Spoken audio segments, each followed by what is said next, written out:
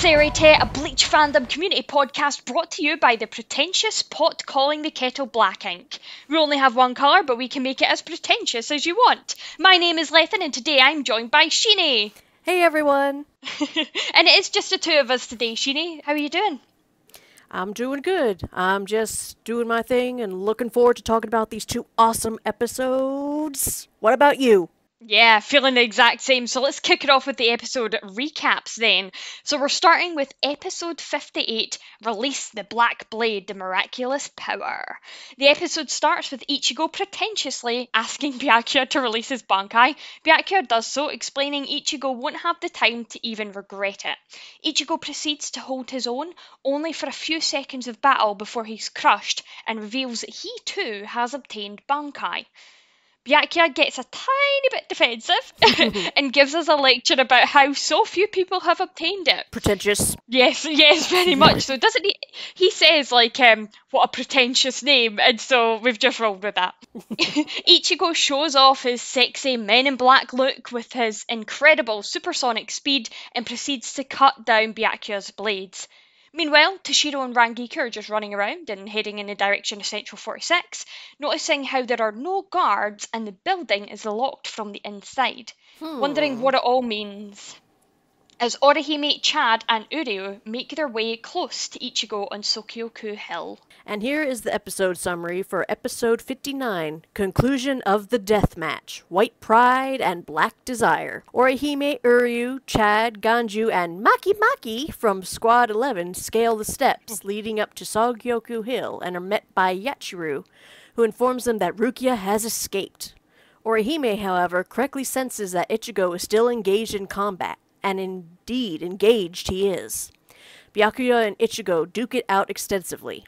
Byakuya reveals the second form of his Bankai, which, oh right, is a thing, and gradually begins to gain the upper hand.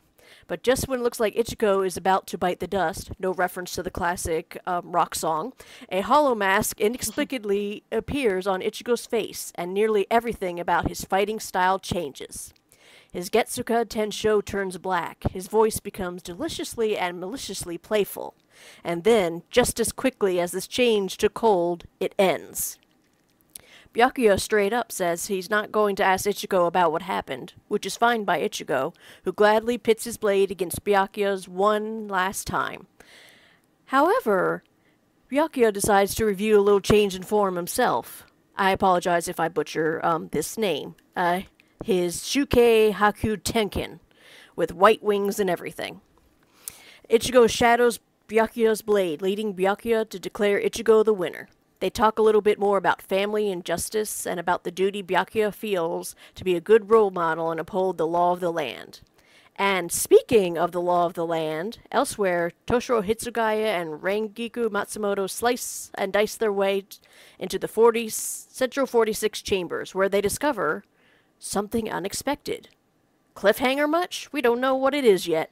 I actually really hated that they did that at the end of that episode, because I was sitting there, and even though I know I've watched it all, I've seen it, I've read the manga, I was still like, oh, come on. Yeah, I know. As soon as it ended, I'm like, why does that seem like classic annoying cliffhanger material right there? But yeah. So I think we can sort of weave these two together, because the Byakuya and Ichigo fight bleeds quite nicely between the two of these episodes. What were your thoughts on these episodes as a whole? Well, overall, I might be a little biased, but I thought it was awesome, because I do love Byakuya and I do love Ichigo. But I also think it was pivotal, because we saw in the prior episodes that Ichigo was training extensively with Zangetsu to earn his Bankai so he can fight to defeat Byakuya and find a way to rescue Rukia. So the fact that he was just fighting with Byakuya at first, just with his Shikai, and Byakuya didn't expect there to be anything else. So when Ichigo did eventually announce, oh, what was I thinking? There's no way I could beat you with my Shikai. And then Byakuya's like, why are you talking like you have something other than Shikai? So the fact that he revealed it to him, and then we're able to see that battle in action, because we knew he was training for it, but we didn't see it until this point. I do love that they left it to this point for us to see it. Me too. I mean, to be fair, did we even know the name of his Shikai, really? We didn't really. Like, we knew that he had this technique, but we didn't know the name of it until this fight as well, I think. Am I right? Yes, you're right. Yeah, we Like, he talks about the Getsuga Tensho for the first time for us. yes, and then Byakuya said the name, saying the heavenly blade sounds pretentious. Yeah, it's so good. It's such an iconic line because I'm like, pretentious coming from you? Talk about the pot calling the kettle black.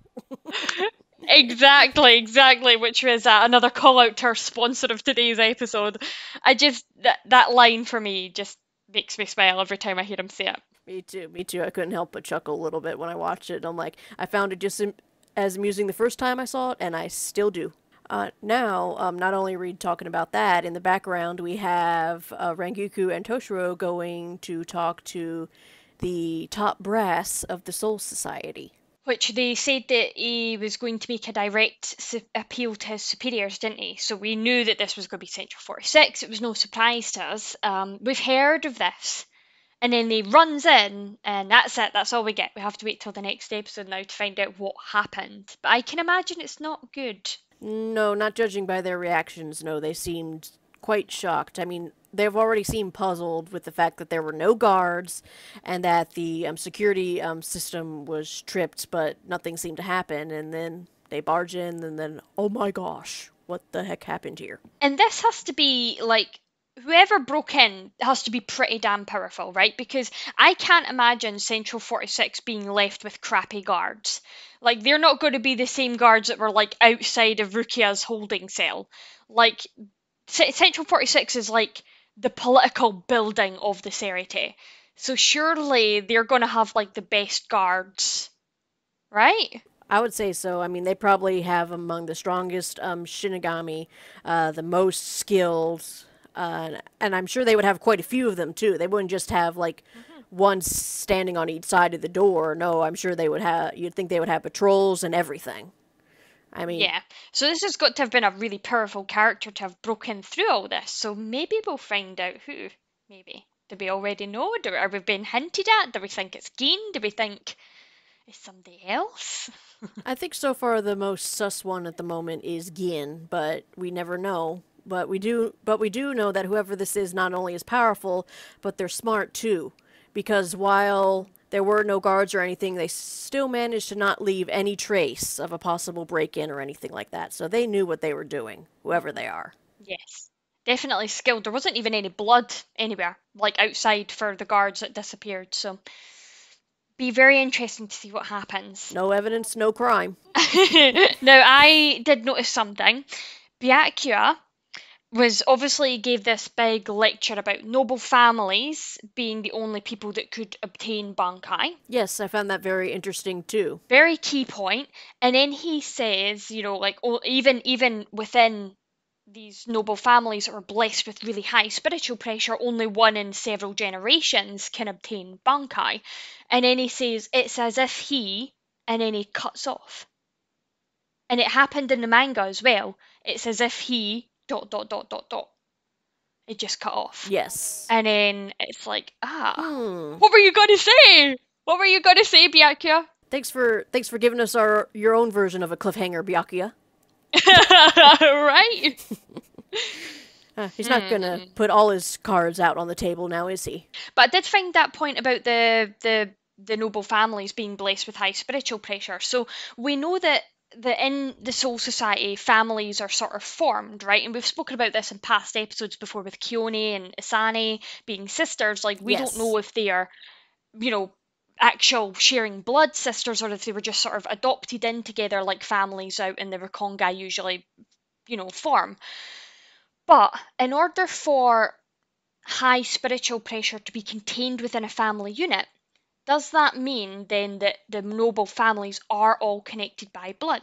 No, not necessarily. So how then does somebody in a noble family still obtain high spiritual pressure? What makes a noble family able to give them that power that they maybe wouldn't have had outside? That is an interesting question. I don't know if it's a theory of possibly training or environment, or I mean, if we're talking something that isn't solely blood relations, maybe before they entered the Soul Society, maybe they had a lot of spiritual pressure then. So when they passed on and moved on to the Soul Society, they retained that spiritual pressure, or perhaps it grew. So do you think that the noble families only adopt in people who have high spiritual pressure in the first place? I don't know. I mean, possibly they could. I mean, if we're talking examples here, when Byakuya adopted Rukia, I mean, she's a Shinigami, yes, but I don't think she's one of really high spiritual pressure. I would disagree with that. Well, no, I know what you But know. we know that Renji has obtained his Bankai, and his spiritual ball when they were kids was much smaller than Yes, Rukia's. I know. His was quite wimpy. Sorry, Renji, but Yeah. Rukia has it all over you. But I mean, even if they did only adopt people in with large amounts of spiritual pressure, and if we consider that Rukia does have a large amount of spiritual pressure, they still weren't pleased with the fact that Byakuya brought her into the family. So there's got to be more to it than just that. Cool. So they're not if they're not born in and they're not adopting in high spiritual pressure soul reapers, then the only other option would be that a bit like Ichigo, like him impacting his friends around him with his out of control spiritual pressure is being surrounded by people with high spiritual pressure more likely to see yours increase. Yeah, that makes sense. I mean, that is possible. I mean, we've definitely seen that with Ichigo, but then again, does it have to be someone with just a large amount of spiritual pressure, or just someone who has a large amount of spiritual pressure that they can't control? And obviously there's people listening that have read way into the future and know some of the answers to some of these questions. This is probably a good time to just remind everybody that we are taking everything at face value as to where we've watched up to. So these are just speculations that we're throwing out just to make people think. Yes. With that taste being left in the mouths of some of the listeners and the ears of some of the listeners, the mouth, I don't know. Pick a part of your body, go for it. Byakuya, when he's talking about Ichigo's Bankai, now I know that this is a manga and anime difference, but I tossed this into my notes because I had to cover it. Is Byakuya burns Ichigo so bad in manga, and it's hilarious. He says about the Bankai reveal, he says there could never be a Bankai as miserable as that. Yes. His Shikai was bigger than his Bankai, so he's thinking, what? Are you kidding me? What is that? Oh, it's so good. And you know the whole reveal of this Bankai, like we see him, we see see him toss his sword back, bring it forward, the bandage wrapped around his arm. We can tell that there's a huge amount of spiritual pressure coming off Ichigo. It's incredibly awesome. We're all sitting there, we're like ready for something big. What were you expecting? Like, if you take yourself back to before you watched this, what were you expecting to see in that moment? What was I expecting to see? Well, I will say I wasn't expecting something as small as his Bankai. I will say that. With all that power, I was expecting it was going to be some big, impressive, flashy, like jaw-dropping type of thing. Where the heck does this Ryoka get this power from? Type of thing. Don't get me wrong. I do love his Bankai, but I mean, first time I saw it, I was like, wow. But not in a bad way. It was just not exactly what I Yeah. was expecting. But what is kind of neat about his Bankai is he also got a little wardrobe change with that, and I have to say it looked good on him. But Oh, it does. I might be a little biased, but yeah. We're allowed to be fans of Ichigo here. We're on a Abs- Bleach podcast. We're allowed to be fans. oh yes, big fan, big fan. If I take myself back, I thought it was going to be a double blade because at this point we've heard Yamamoto talk about how Ukitake and Kuraku's Shikai's, like their Zanpakutos are the only twin dual Zanpakutos in existence. So when I was going into this, I had a tiny moment before it was revealed of thinking it's going to be two blades as well. because I just associated that two blades with a lot of power, because obviously two captains have it and they're the only two people that had it.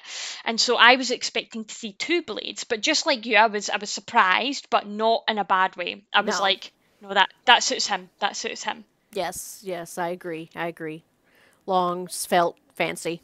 Yes, and it almost to me symbolizes his progression with controlling his own spiritual pressure. Like at the beginning, it was wacko, it was out of control, it's this big, bulky sword, whatever. And now it's this condensed, nimble, swift. It's almost like here's everything that he's learned as a character so far, here's all his progression into his blade. It all got fine tuned, smoothed out. Hmm. Yeah, I know.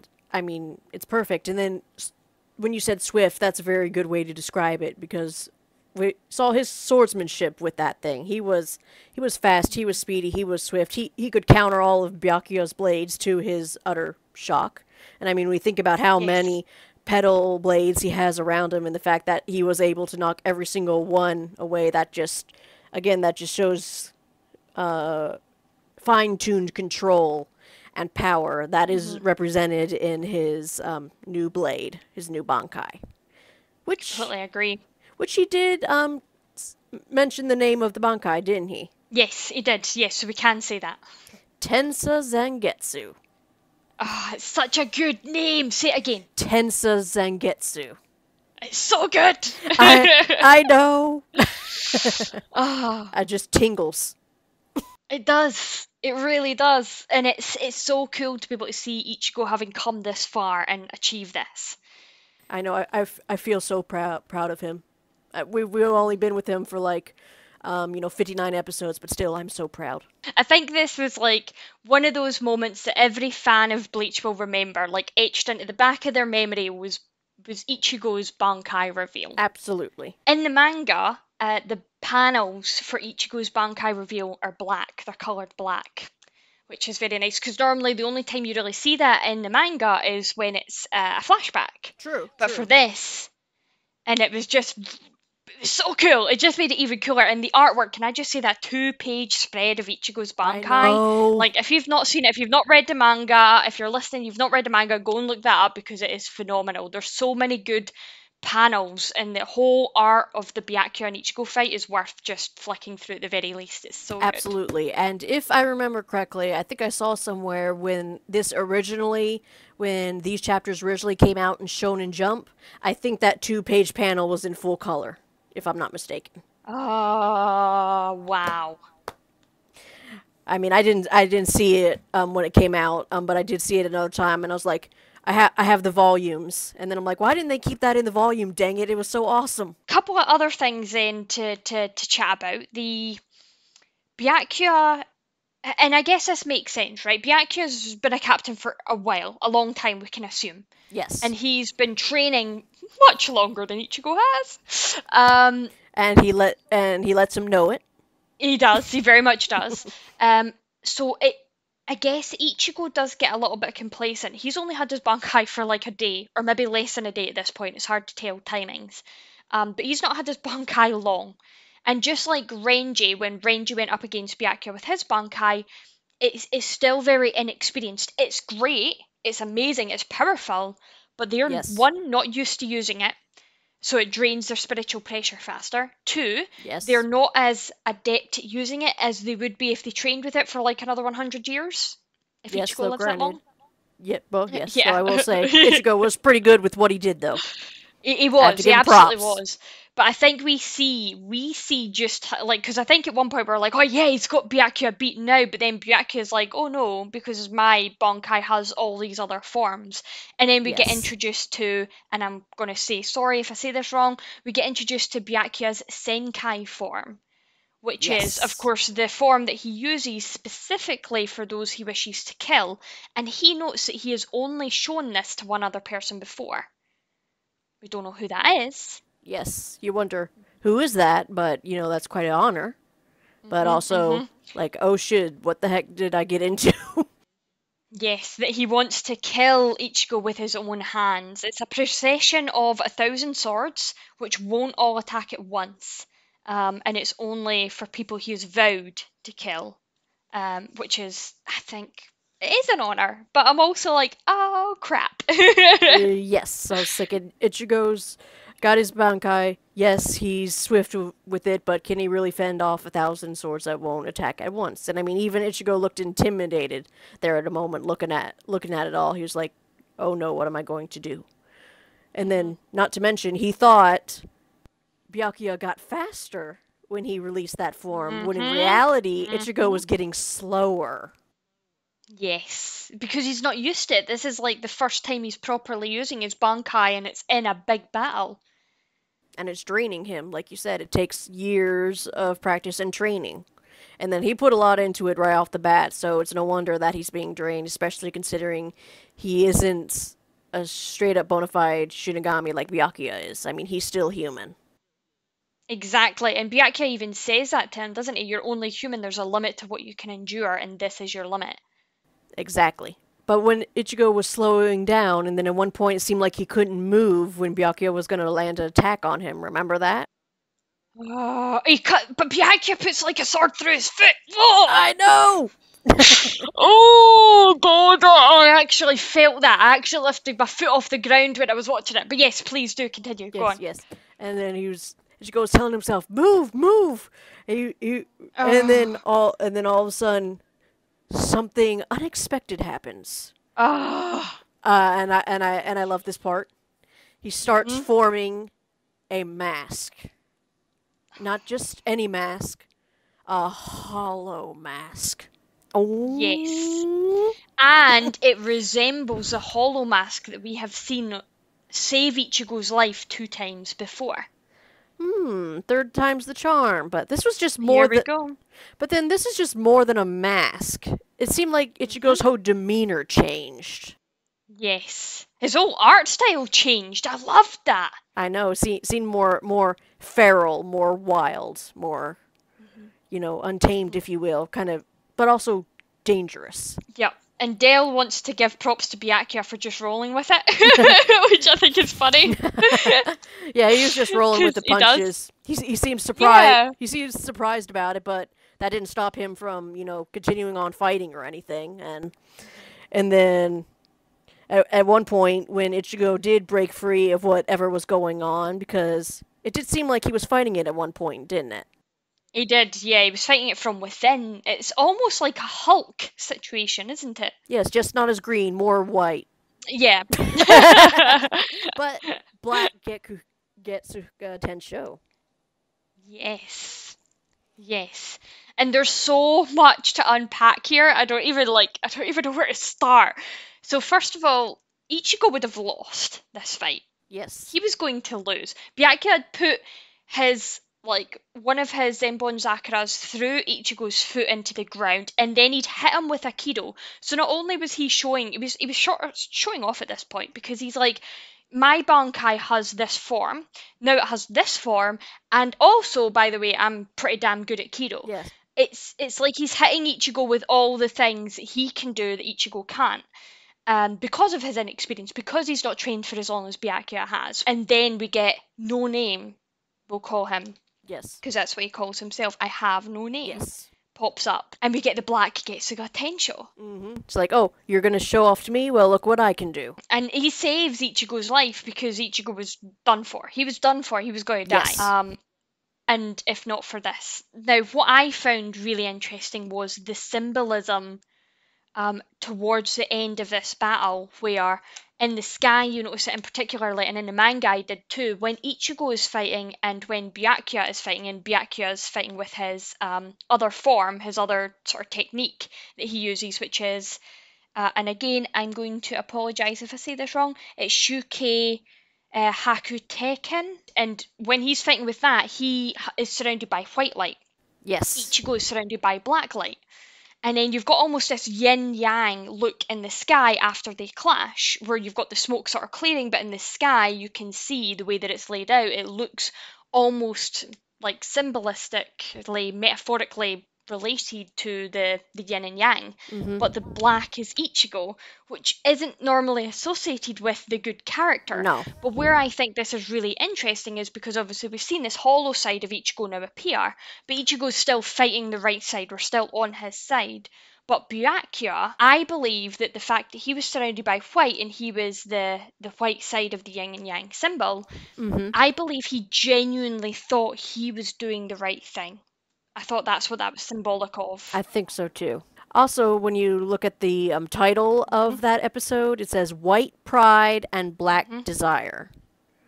Now let's think about that for a moment. White pride. If we're thinking Byakuya here, pride of being a noble, the pride of upholding the rules of the Mhm. Soul Society, and we're talking black desire. Black, we had Ichigo, and he had this desire to get stronger to defeat Byakuya to save Rukia.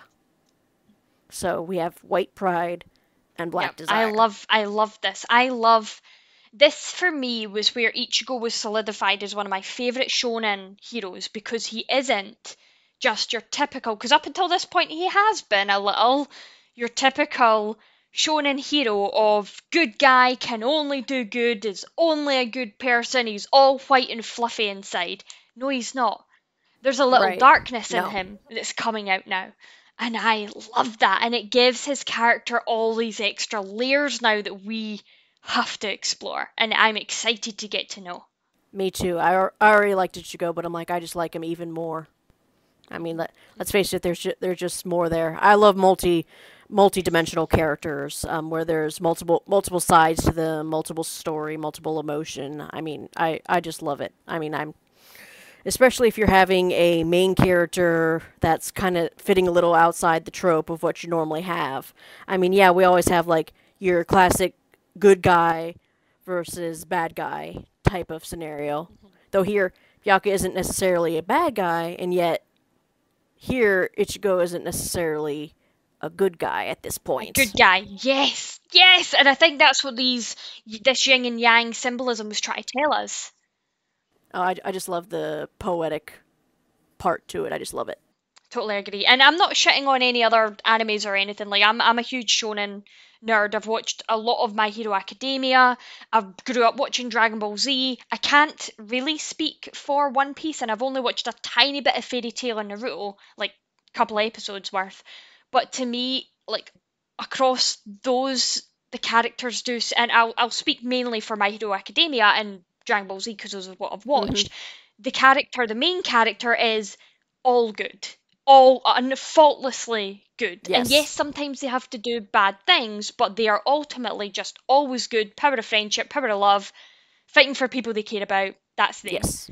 So this is refreshing to get a character that is, yes, he's fighting power, friendship, love, blah blah blah, but there's now darkness in him that we get to Just makes explore. him a little more human And because no one's yes, perfect. and I do want to draw out as well that we've already seen this side of Ichigo in the manga, not if you've only watched the anime, because there was a scene in the manga where he slowly sort of tortures a hollow. I can't remember which one it was. I think it was the one that did a number on Parakeet Boy. I think it was that hollow that he basically started slicing into pieces rather than just outright killing. And that was the moment that we first saw kind of dark twistedness in Right. Ichigo. And I get he was doing it because this guy had done some awful He just had a things. little bit of a sadistic edge to it. Yeah, he did. And they didn't put that in the anime, they kept that out the anime. But in the manga, he's always been a little bit inclined this way, and maybe that's why this hollow's taking over. You never know. It's also interesting how all the times that we did see the hollow pop up, it was protecting Ichigo, but yet it also Mhm, doesn't follow Ichigo's values or views either. So it's like a mhm. what is this hollow's real purpose here? Oh, we'll have to wait to find that one I out, won't know we? I'm getting all excited again. I don't care. It's awesome. And then, of course, we get Byakya's discussion about why, he's part of the noble clans. They must uphold the law. Like, how can he be expected to uphold the law if he himself doesn't follow Yeah, it? to me, I can in part understand that. Also, part of it is blah blah blah. I'm with Ichigo here. You don't sentence your family to death just because you're following the law. I'm with Ichigo there. I will break the law. It was nice to get to see Byakuya's point of view on this. Like, how can I be like expected to uphold the law if I myself don't follow it like that? I guess I can get it, but I don't understand why he never thought from Ichigo's point of view of like fighting against the law rather than, Right. anything else. Yeah. It was at that point that Byakuya realized I wasn't the enemy, or we, as in the residents or the people of the Soul Society, weren't the enemy as much as it was the rules or the laws of the Soul Society that was his enemy. Yes, and we don't even know if these rules and laws of the Soul Society are legit because we don't know what Toshiro and Rangiku have discovered walking into Central 46. Yeah, apparently something's not right, and they're the end all be all, Yeah. the ones that make the laws and everything. So, and yet they're supposed to be this all powerful, all knowing thing, and yet something's seriously wrong. That there's something not right. Yeah. Cool, right, well, we covered off some of the manga and anime differences then. Excellent. First of all, I'll start with the differences for episode 58. 58. Yeah, let's start there. All right. Um, So, first of all, I do want to say that there is timeline differences in the manga. This is very common between the manga and the anime. They've got different pacing. So, in the manga, the Byakuya and Ichigo fight is mostly uninterrupted. There is only two interruptions, and it's scenes of Orihime and Uryu and Chad making their way to Sokyo Kuhil. But for the rest of it, it is uninterrupted. We don't get any of the Toshiro and Rangiku No. moments interrupting the fight, and we don't get nearly as many of the Orihime, Chad, and Uryu moments as we do in the manga. So there's timeline issues, there's basic wording and speech differences and things that I won't go into too much detail on. But the big difference is a bunch of the Rangiku and Toshiro moments are completely filler. So the last time we've seen them is in volume 17, where Toshiro just says to Rangiku, let's go, before Rukia's execution, and then they turn and they sort of walk away. Then the next we see of them is them walking through unlocked doors into Central 46. Yes. So there's no breaking down of any security door. There's no seeing the Central 46 building. There's none of that. It's literally just let's go, and then they're there. So we don't see them jumping over rooftops or speculating about anything. We don't see any of the flashbacks. We don't see Momo, breaking out to go and do whatever she's doing. We don't see any of that stuff. That's all anime filler only. That was funny because when I was rewatching the anime, and then how Toshiro broke down the door and everything, I was thinking to myself, but in the manga, it was unlocked, and they were able to go in, and then we found out why it was unlocked. But I was like, Yes, interesting. yes. It's just interesting how they change things up between the anime and the manga. That's part of one of the reasons I like watching and reading both. You see both Yes. parts. Some are just pertinent to one or the other. Some they just change it up a little bit.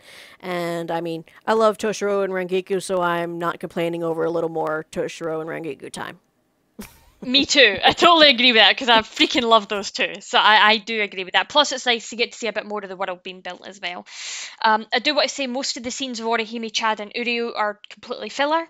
So them arguing about a cat eating a childish fight or whatever that was just anime only. And again, it just serves the purpose of creating like humorous moments between these characters, which if you're into, great. For me, it just makes them seem a bit stupid and comic relief only. So I kind of don't like it, especially for Orihime, who's already had her character butchered by the anime compared to the manga. Yeah, I know. So I really just wanted to call that out. I know, I won't rant about it again, I promise. Well, I haven't ranted about it yet, so allow me.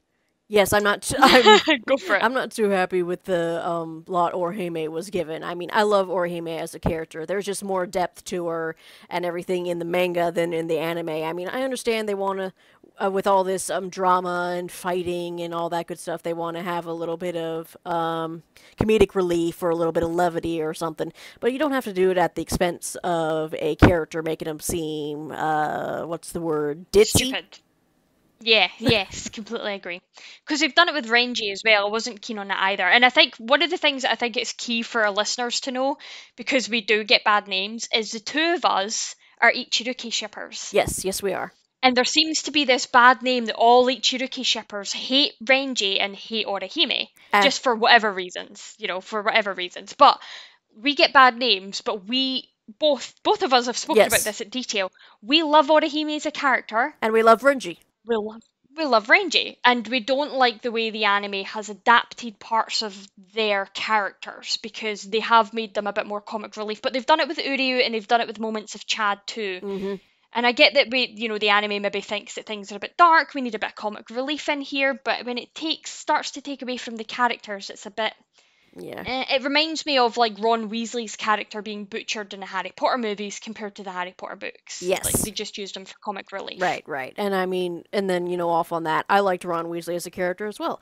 I like Orihime, and I Yeah. like Renji. So granted, we might be from the Ichiruki crowd, and we that's what we ship, but we still love Orihime and Renji, and we want them to receive more love than hate. Yes, completely agree. Completely agree. You can like ships and characters and still want the best for all other ships and all other characters. That's all I'll say on the matter. Yep. Coming back to the manga and anime differences, then we've got there that almost none of the flashbacks happened at all. So even the ones of like Rukia leaving with Byakuya again in the world of the living, none of that happens. Momo leaving the hospital, none of that happens. We don't see Momo following anybody. So that's major points for episode 58. The manga and anime differences for 59. I know this is petty and people are going to call me out on this, but I know I've had my Orihime character rants. I know, I'm sorry. In the manga, when Orihime is standing on top of Sokyoku Hill and they're feeling Ichigo's spiritual pressure, in the anime, she looks worried for him. Yes. In the manga, she's happy, she's smiling. And I know it's so simple, it's tiny, but I'm like, in the manga, she's got complete faith in Ichigo. Yes. And in the anime, it's like, I'm not saying that, she's like, she just comes across as worried, which is fine. But in the manga, she's very much smiling. She's determined. She knows that Ichigo will win. She's just a different character in the manga, and I wanted to call that. Anyway, She has all the faith in him in the manga, and she does. I mean, not that she doesn't have faith in him in the anime. It's just she seems a little more worried about it, and you don't see that faith as well presented as you do in the manga. Yes, exactly. And I think that's a key character trait for you is, are you a worrywart, or are you, no, you've got full trust and faith in somebody to do what they need to do. I think that's a big character difference. Anyway, in the manga, when Ichigo says he'd fight the law if it were Byakuya, we get a flash of Kaien in Byakuya's mind that we don't get in the anime. So there are two panels of Kaien that appears when Byakuya is listening to Ichigo say that he'd fight the law, and Byakuya asks the question, would you, like to Kaien? And then later it shows another image of Kaien, and Byakuya thinks he's similar to the one whose ferocity I found distasteful. Ferocity, I can't say that word. So he's basically saying Ichigo once again is similar to Kaien, not only in looks, but in what he stands up for, and in Byakuya's distaste as well. And then it makes you think, foreshadowing, maybe? I think that was an important part for the anime to just leave out. Yeah, I loved it. I loved it in the manga. I mean, though it was fine without that being in the anime, but it is an interesting difference how they decided to leave that out in the anime, but that was in the manga. So it's interesting. Just a little difference tidbit between all of you. If you're just more of a manga fan or more of an anime fan, there's a little trivia for you. Yeah. And that's most of my points. Have you got anything else you wanted to bring up or discuss? For that episode, I don't think so. I think you covered that pretty well at that point, up to this point. I've been reading through, so Dale went and sent me a couple of their notes, and I've been reading through some of the notes, and it's things like, Momo, excuse me, oop, stab. And I'm just like, these are like, I think as they watch the episode, they take notes down of what's happening, which makes complete sense to them, but like Right. for somebody else on the outside reading in, it's just, it's great. It's so great. It's like, oh sure, give me the stuff that doesn't make sense out of context. So good. Gotta love Right, it. cool. Well, I know, tell me about it. Right, well, we come into delving into the Dangai then. What's going on with the news, Sheenie? Alrighty. Well, for delving in with the Dangai, we got 4 interesting pieces of news here. The first one is the Bleach Brave Souls game has announced that it will be coming to the PlayStation 4. Ooh. So imagine all those graphics being amped up in high definition on your big screen TV in your family room or living room and watching them duke out. Very nice. The date is not set in stone yet. That's to be announced. So it gives you something to look forward to if you are a fan of the game, which I am, but I have enough accounts as it is, so I am not getting another one. Thank you. How many accounts do you have? 5. So you're like her top like brave soul stan for this podcast. I love it. Yes, pretty much. I had 2 guilds, one I took over, one I created. I just love the game. I love collecting the characters, going through the stories, and I mean, in fact, they brought back some of the Can't Fear Your Own World characters back for the summons. So I'm trying to get Tokonata and Senosuke for those who are familiar with it. So that's my current goal, but I digress. But also, speaking of Can't Fear Your Own World, Volume 3 of the English translation of the novelization came out today, or the 20th of April. And I have to say, I am excited because I got it in the mail today. So I plan later to binge all 3 novels. And these aren't like novels. I mean, these are like novels, like hundreds of pages long. Yeah, they're huge. I know when I got the second one, it was like almost twice the size of the first one almost. So I was shocked. And then when the third one came in, I'm like, this is another pretty hefty one. So I'm pleased. I'm glad they didn't skimp on that with the translation, so I'm really happy with that. Other news is the Bleach Blu-ray box set Volume 10 is available for pre-order. Release date is the 4th of May. And our final piece for diving into the Dankai is Daily Dose of Anime has reported that the upcoming anime return of Bleach will not be as, quote, censored as previous episodes have been. Thank God. I know. 1,000-Year Blood War Because Judanbo was meant to get his arm cut off and he got a fucking paper cut. Like, just give us the blood. Give us it. Yeah, I know. Sometimes I'm like looking in the manga. I'm like, there's a lot more blood in the manga than there is in the anime. I mean, this is fighting. They're fighting hollows. They're in dangerous situations. We're going into the 1,000-Year Blood War arc. Emphasis on war. So I mean, War. Yeah, war. What is it good for? Okay. Yes. But I mean, I want to see it as it was meant to be, as it was intended, full, uncensored. Give me the goods already. So I'm glad to hear this. Completely agree. And that's it for diving into the Dankai. Right, cool. What about then our Shinigami Cuphead Rockside Edition? Who wore it best? Alrighty. Well, I have, there were 2 I was trying to decide from, but I will take the most obvious one. It was Ichigo in his Bankai form. Lethan and I already discussed how awesome he looked in it, how hot, how powerful. He just pulled it off real well, and I love the fact that not only did he get a fancy sword with it, he also got a wardrobe change. So I would say he definitely wore it best. Not... Yes, you are awesome too, Biakya. Don't get me wrong. So put those sharp petals away, will you?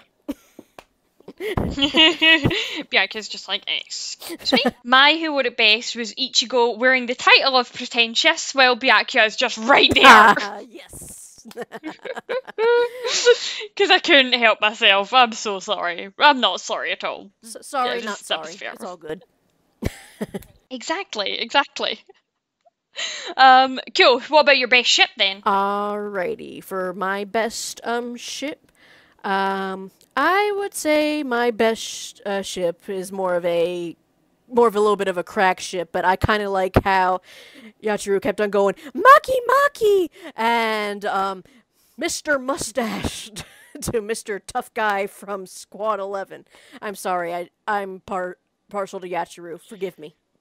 But Yachiru is such a great character. Such a great character. I know she's so cute. I just wanna give her candy all day and then just watch her wreak havoc. You know, she's so cute. Yes, totally agree. My best chip was Byakuya and Ichigo saying each other's full names all the time, as often as they could. I don't know if you noticed that, but I was gonna Oh yes, count I did. it. I was genuinely going to count it because it's not even like Ichigo saying Byakuya. He's like Byakuya Kuchiki all the time. And then Byakuya's like Ichigo Kurosaki all the time. As often as they can. Every single time. Yeah. I know. Every time I was watching that, I was like, they said the whole thing again. And again. And again. And again. Yeah, I was exactly the same. So I was like, I have to give that a call out somewhere in the Shinigami Cup section. Okay, what about your double take then? Alrighty. Well, I mean, these two kind of go hand in hand, I guess. It both has to do with their transformations. Ichigo's hollow appearing. That, because I mean, we already knew that the mask has made an appearance before, but this is the first time it was actually given a voice or something to it. Yes. So it's like, whoa, what happened there? And my other one was when Byakuya first revealed his Senkai Senbun Sakura Kageyoshi. I mean, you thought his Bankai was pretty and deadly before? Think again. Yes. And one thing I do want to bring up, actually, I meant to mention this earlier, is the voice that Ichigo speaks with when the Hollow Mask appears is very reminiscent of the random white Ichigo that was inside his mind palace place. Oh yeah, you're right. Just putting that out there for people to speculate on. Cool. My double take was definitely the manga page of the Kaien flashback with Biakya. For Oh sure. yes. Because I feel like that was missing, but it was very needed. Yes. Cool. Now, before we move on to our fandom shoutouts, I want to give the fans or the listeners, the lovely souls that listen to us, a chance to give us some feedback. So we're really, really asking you guys to jump to the feedback link. It will be in our show notes, especially if you're on Spotify. They're really easy to find. You can find it on YouTube in the video description. Just jump in, give us some feedback. We'd really love to hear from everybody that's been listening, just about what you like, what you don't like, what you would like to hear more of, what you would like to hear less of, etc. Absolutely. It's your chance. Yeah, it's your chance to give us some feedback. So we would really appreciate it.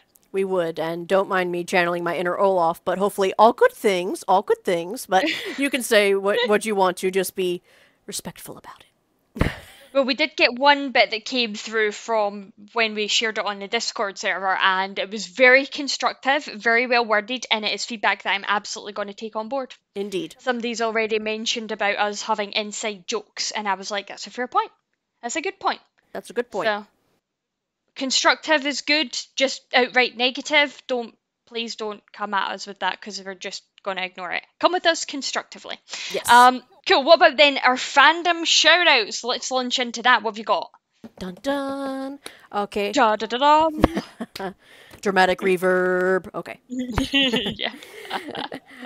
Alrighty. My fandom shout out is someone called Dangerousbride.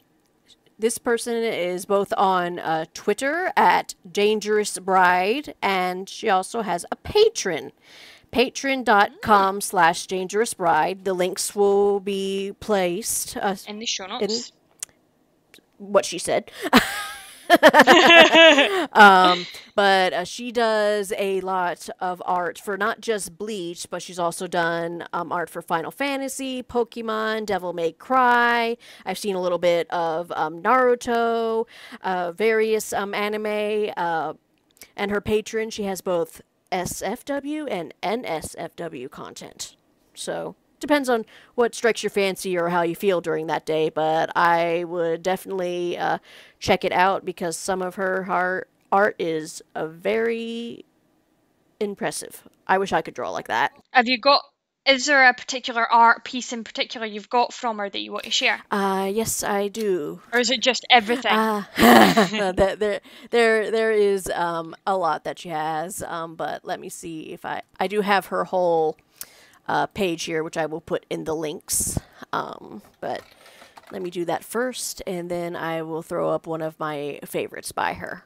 Oh, I love her style. Yes. Oh, she's so cute. I love, oh, she's done like Korra from Legend of Avatar stuff as well. Cool, awesome. Yes, she's done a lot of good art. I loved it, and then I was like, oh, she even threw some of this in there or something. Well, the ones I'm mostly seeing are more Ichigo. That's fair. That's fair. We're allowed. I love the Ichiruki one where I thought Rukia was dressed up there in the Attack on Titan outfit, but it's not. It's just a very similar jacket. Crack on. With one of my favorite pieces by Dangerousbride was this little comic that she did with Ichigo and Rukia, and it's called Concentrated. It has some spoilers, so for later on in the series. So if you don't want any spoilers, I wouldn't recommend looking at it. But she does have a lot of great stuff if you want to check it out. I think it's awesome. I just had a quick look at it. Obviously, as a Ichiruki lover, I love this content. I love her. I love her art style. I've just been browsing her page now, and I absolutely love her art style. I think it's great. I think it's really, really good. I love the different scenarios that she's drawn them all in as well. My fandom shout out is from a very adorable, recently started Twitter page actually called BleachDoodles. And the piece in particular that I'm calling out is Ichigo and Uryu and Chad and Orihime at the cinema. And it's them watching a movie, and everything that's happening in this is I could see as complete canon. So Chad's only there for his friends, apparently. Rukia doesn't understand half of what's happening on the screen. Orihime, for Orihime, it's our new favourite movie ever. For Uryu, he's thinking about every dumb thing that's happened so far and analysing it. And for Ichigo, he likes it, but he's pretending not to care. He has to keep up that little, I'm a tough guy facade going on. Yeah. It's so good, and it's like really doodly, cartoony style, and I love Rukia's reaction that she doesn't understand what's going on. I think it's great. I know, she just looks so fun. Yeah, that is so cute. And Chad just looks over and done with everything that's happening. Yeah, like he's just here because I kind of have to be because I care about my friends, but yeah, that's it. It is, and I love like Orihime sort of cuddled up to Ichigo, and it just looks so cute. Oh, they're so cute. They're so good together too. Yes. Awesome, and that comes from BleachDoodles on Twitter once again. Again, the link and to this piece in particular will be in the show notes, so please, please, please go and check out these artists. Give them some love. My one doesn't have any spoilers in it, but warning for Shini's has got a little bit of spoilers. But please do go and give them some love. Give them a follow, because we like to promote art and artists and fandom shout outs for Bleach on this podcast. Absolutely, and she does have plenty of art that is spoiler free as well. So don't think it's all completely spoilers, because it's not. Okay, is there any final parting points from you then, Shini? Probably not. Just Ichigo, Byakuya, love ya. Yes. Love all the characters. Give them all the love. Cool. Well then, you wonderful souls, that is the end of another episode, but before you go, please don't forget to click that link down in the comments and give us some feedback. We would absolutely love to hear from you. If you like what you heard and you want to get involved, you can give us a feedback, but you can also find us by searching for TheSeireitei on Facebook, Tumblr and Instagram, and TheSeireitei on Twitter. Each of these platforms will link you to our fantastically deadly Discord family, where you can chat with us about the show, read fanfiction, take part in creative challenges. We've got the April challenge coming to an end soon, and talk anything and everything Bleach. Now, Ichigo and Rukia might reap souls, but we are hoping to reap some 5-star reviews, and that is where you come in. Make like our favourite orange-haired protector and Ichigo to iTunes to rate us, review us, and make us feel like number one. Yeah. All good things, all good things. All good. It's all good. To those of you listening on YouTube, don't forget to be like Chad and give us that good thumbs up. We really appreciate it. On the next episode of the podcast, we'll be covering anime episode 60, Reality of the Despair, the assassin's dagger is swung. And 61, Aizen stands, horrible ambition. Dun dun dun. No spoilers at all in name. We'll find out what all that means. We'll see you souls then. Till next time, bye.